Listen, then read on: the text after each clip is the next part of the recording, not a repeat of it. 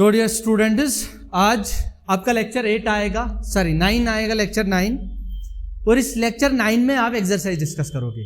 अभी तक ठीक ठाक कंसेप्ट हो गए बेटा, है ना? बोलो बच्चा, सब बोलो। कंसेप्ट ठीक ठाक हो गए। अरे 8 लेक्चर्स में हमने खाली कंसेप्ट डिस्कस किए कि कौन कौन प्रॉपर्टी है, कैसे क्या करना है, वो सारे के सारे हमने अच्छे से डिस्कस किए। आज चलिए थोड़ी एक्सरसाइज भी कर लेते हैं ताकि आप देखो कि आपने कितना पढ़ा। मैंने आपको बोला कि एक्सरसाइज की जान में पहले ही कंसेप्ट में निकालता हूं। बस ये क्वेश्चन जो 1 है ना, बच्चों को ज्यादा डर इस क्वेश्चन का रहता है। मैंने बहुत बच्चों को पढ़ाया हुआ है। ये क्वेश्चन 1 ना सब इससे डरते हैं और ये समझ ही नहीं आता बच्चों को। अरे इसमें इतना नहीं है, कुछ भी नहीं इतना। मैं पढ़ा होगा ना, आप बाद में बोलना कैसा था। ये पढ़ने के बाद, लेक्चर देखने के बाद आप बोलना बाद में समझ आया नहीं आया। ये पहला क्वेश्चन मुझे याद है अभी भी, जब भी बच्चे मेरे पास आते थे, सर ये क्वेश्चन 1 नहीं हो पाता है हमसे, ठीक। तो फिर मैं उनको एक बार मैंने उनको फिर समझाया, तो तब से उनको कंफ्यूजन नहीं रहा फिर, क्योंकि जब आप अच्छे से समझोगे इस क्वेश्चन को, उतना मुश्किल नहीं है। बस बहुत सारे बच्चे ऐसा क्वेश्चन 1 के बगैर ना बाकी सारे क्वेश्चन एग्जाम में रख लेना। अरे ये बहुत आसान क्वेश्चन है, अभी आप कर लो एक बार। आप जो इस क्वेश्चन से डर रहे थे ना, इसको छोड़ रहे थे, आप नहीं छोड़ोगे, पक्का मान लो। ये बात लिख के रखो, आप नहीं छोड़ोगे। तो ये लेक्चर अच्छे से देखो, पूरा देखो, उसके बाद बोलना आप छोड़ो नहीं छोड़ो। लेकिन इस क्वेश्चन में ना 2 प्रॉपर्टीज हम यूज करने वाले हैं बेटा। कितनी प्रॉपर्टीज? 2 प्रॉपर्टीज। एक प्रॉपर्टी कम्यूटेटिव प्रॉपर्टी। अच्छा सर, कम्यूटेटिव प्रॉपर्टी किनकी? रैशनल नंबर्स की। सर कम्यूटेटिव प्रॉपर्टी आपने बोला था कुछ एक लेक्चर में ना, एक आपने बोला था किस ऐसे, a+b जब होगा बराबर b+a को, इसको बोलते हैं commutative property. This is what we called commutative. अब जिसको नहीं पता वो पहले वो बाकी लेक्चर्स देखे, उसमें कम्यूटेटिव प्रॉपर्टी हमने डिस्कस की हुई है। तो एक इस प्रॉपर्टी का यूज होगा कम्यूटेटिव प्रॉपर्टी का, और दूसरी प्रॉपर्टी का यूज होगा, उसे बोलते, मैंने कल के लेक्चर में आपको पढ़ाया था, है ना? तो कल का लेक्चर देखो, उसमें मैंने आपको पढ़ाया था डिस्ट्रीब्यूटिव प्रॉपर्टी। क्या पढ़ाया था? Distributive property. कैसी थी वो? a into B plus C किसके बराबर? ab+ac।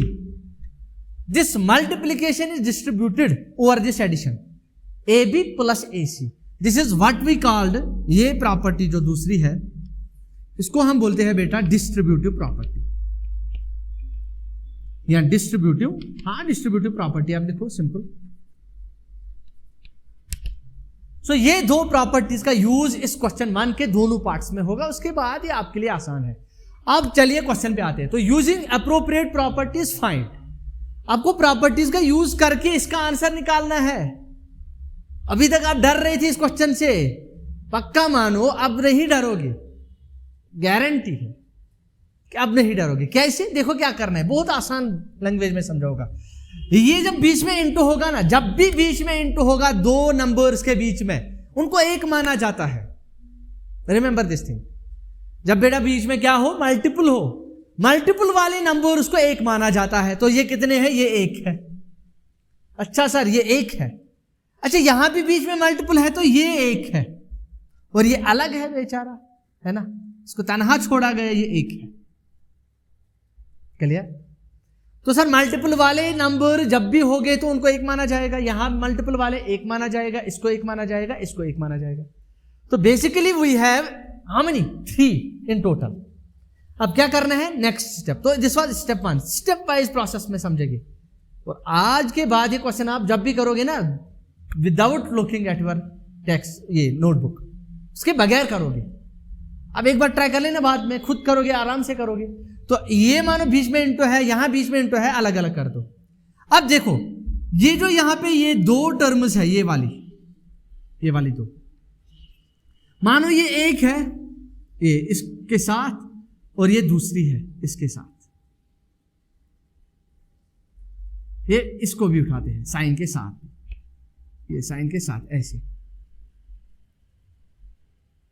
बात समझ आई? इनके बीच में मैं प्लस भी रख सकता हूं। क्या रख सकता हूं? प्लस। अरे कोई फर्क नहीं पड़ेगा, प्लस माइनस फिर से माइनस ही हुआ, तो मैं इनके बीच में समझो प्लस है।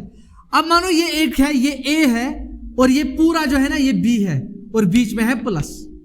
तो a+b को आप b+a लिख सकते हो। ये देखो a+b को b+a लिख सकते हो, because rational numbers are commutative. In general आपने पढ़ा हुआ है, रैशनल नंबर्स क्या होते हैं? कॉम्यूटेटिव होते हैं। तो सर a प्लस ये a है, a क्या है आपका 5/2 प्लस 5/2 और b क्या है, b है -3/5 इंटू 1/6। तो मतलब इनकी जगह बदलेंगे, तो यहां इसको यहां लाएंगे, इसको यहां लाएंगे, तो देखो कैसा दिखेगा ये, तो ये ऐसे आएगा। तो हम इसको लिख पाएंगे ऐसे, this is equal to -2/3 into 3/5। अब ये आएगा ऐसे -3/5 इंटू 1/6, ये आया ना यहाँ इस जगह, ये ऐसे देखो ये जगह आया और ये यहां जाएगा प्लस आएगा 5/6। ये देखो, वो बात समझ आई नहीं आई? हाँ सर आप समझ आई। अब देखो बेटा, आपने उसके बाद तो यहां पे कौन सी प्रॉपर्टी हमने यूज की, कौन सी प्रॉपर्टी यहां लिखोगे ब्रैकेट में इसके, यहां लिखोगे आप कॉम्यूटेटिव प्रॉपर्टी। कॉम्यूटेटिव प्रॉपर्टी ये बोलता है ना आपको कौन सी प्रॉपर्टी आपने यूज की। सो कॉम्यूटेटिव प्रॉपर्टी वी यूज्ड। सो ये आपने यहां पे कॉम्यूटेटिव प्रॉपर्टी अप्लाई की, आपने इन दो को है ना, ये दूसरी टर्म को यहां रखा और इसको यहां रखा, मतलब a प्लस बी को आपने b प्लस a कर दिया, कोई गलत बात नहीं। तो कॉम्यूटेटिव प्रॉपर्टी हमने अप्लाई की, तो ये 5/2 यहां जाएगा, हाँ यहाँ पे 5/2 है, 5/6 नहीं है, तो दिस इज 5/2। अब इसके बाद क्या है, यहाँ पे 3/5, यहाँ पे 3/5, अरे इसको बाहर लाएंगे, कॉमन लाएंगे 3/5 को, और यहाँ क्या बचेगा, यहाँ बचेगा -2/3 और यहाँ बचेगा फिर +1/6, नहीं -1/6, माइनस है ना यहीं पे, देखो ये 3/5 और 3/5 बाहर आया दोनों जगह। अब ये एक टर्म है और ये एक टर्म है, ये ना दोनों का प्रोडक्ट है, a into B, a into C, ये देखो a b into plus A C, बात समझ आ रही है ना। तो यहां डिस्ट्रीब्यूटिव प्रॉपर्टी है, ये देखो ये दोनों जगह है 3/5, यहां भी 3/5, जब भी दो जगह हो ना और बीच में मल्टीपल हो और बीच में प्लस या माइनस हो, मतलब डिस्ट्रीब्यूटिव प्रॉपर्टी अप्लाई हुई है। वो जो दोनों जगह होगा उसको बाहर लाओ, तो इस 3/5 को बाहर लाया तो अंदर बचा -2/3 और बचा -1/6, ये ऐसे लिखा, और बाहर है +5/2। कौन सी प्रॉपर्टी यूज की बेटा, डिस्ट्रीब्यूटिव प्रॉपर्टी। बस यही दो प्रॉपर्टीज यूज होती है, तो डिस्ट्रीब्यूटिव प्रॉपर्टी आपने यूज की। बात समझ आई कि नहीं आई? आसान है ना, वेरी गुड। तो इसके बाद क्या आएगा, 3/5 आएगा, ऐसे ही ये बोलो कितना आएगा, क्रॉस मल्टीपल करते हैं, इसका इसके साथ, इसका इसके साथ, इसका इसके साथ, ये बनेगा -2 इंटू 6 बनेगा -12, 3 इंटू -1 -3 डिवाइड बाई 3 6 18, और यहां पे है +5/2 बाहर। बात समझ आई नहीं आई? और एक स्टेप यहां पे देखो, ये बनेगा 3/5 इंटू -12 -3, जब दोनों माइनस होते हैं तो हम ऐड करते हैं, साइन माइनस का रहेगा, ये बनेगा -15 डिवाइड बाई 18 और बाहर आएगा +5/2। अब क्या करना है इसके बाद, यहां पे इसको काटते हैं ऐसे, 5 3 5 15 और 3 6 18। अब ये 5 के साथ ये वाला 5 कैंसिल होगा, ये 3 1 3 3 2 6, कुल मिला के यहाँ पे 1 और यहाँ पे भी 1 और ये माइनस है, तो यहाँ पे -1 ऊपर, यहाँ पे नीचे 2 बचा, तो इसको मैं यहाँ पे लिखूंगा, ये बचा -1/2 यहाँ और यहाँ पे है +5/2। अब बोलो एलसीएम 2 है, जब डिनोमिनेटर सेम होता है ना तो ऐसे लिखो, 2 के बदले 1 है, और ऊपर जो भी है ना वो ऐसे ही लिखो, यहाँ -1 है और फिर +5 है। अब बोलो बहुत सारे बच्चों को ये नहीं आएगा, -1 + 5 कितना हुआ, अरे माइनस प्लस जब होता है तो माइनस होता है, तो ये 5 - 1 4 होगा, साइन बढ़ेगा रहेगा, डिवाइड बाई 2, 2 1 2 2 और इसका आंसर 2 आ गया। अब बोलो कितना आसान है, मैं एक बार फिर से आपको समझाऊंगा, इसमें बस 3 स्टेप है। स्टेप 1 आप पहचानो कि इसमें कितने टर्म्स हैं, मैंने आपको बोला ये अलग है, ये अलग है और ये अलग है, फिर मैंने इन दो को कम्यूट कराया, a + b रखा, b + a के बराबर ऐसे। अब ये वाली टर्म, ये वाली टर्म, ये वाली टर्म अलग अलग हो गई। अब यहां 3/5, यहां 3/5, ये था दूसरा स्टेप, ठीक। यहां पे हमने कम्यूटेटिव प्रॉपर्टी अप्लाई की, ये 3/5 को बाहर लाओ, अंदर रहेगा -2/3 और रहेगा -1/6। कौन सी प्रॉपर्टी है, डिस्ट्रीब्यूटिव प्रॉपर्टी, मैंने कल आपको पढ़ाया था, अच्छे से एक बार देख लो, और फिर प्लस है बाहर 5/2, तो दिस इज डिस्ट्रीब्यूटिव प्रॉपर्टी। फिर सिंपलीफाई करना है बस, उसके बाद हो गया, आंसर 2 आ गया। तो कितने स्टेप का क्वेश्चन है, 3 स्टेप का क्वेश्चन।